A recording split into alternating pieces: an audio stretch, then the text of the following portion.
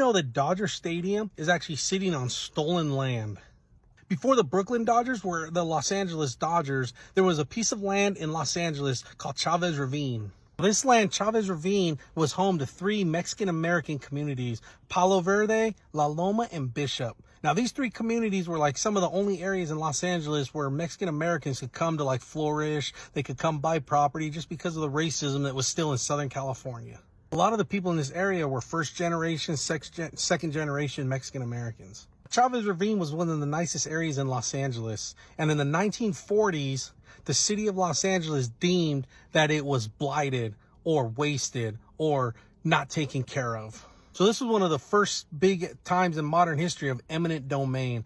Okay, the government used eminent domain to remove all the Mexican-American communities out of that area.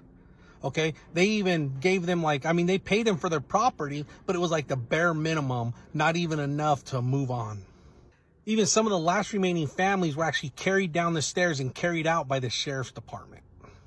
All these residents were told that, yeah, they would have to move out, but that the city was putting in public housing and that they would have first dibs at this public housing. Okay, now we fast forward to the 50s and there's the Red Scare, communism. Everyone's afraid of communism.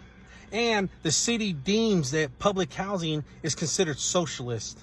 And it doesn't help that the guy in charge of the project ended up getting accused of communism. So the public housing project was scrapped.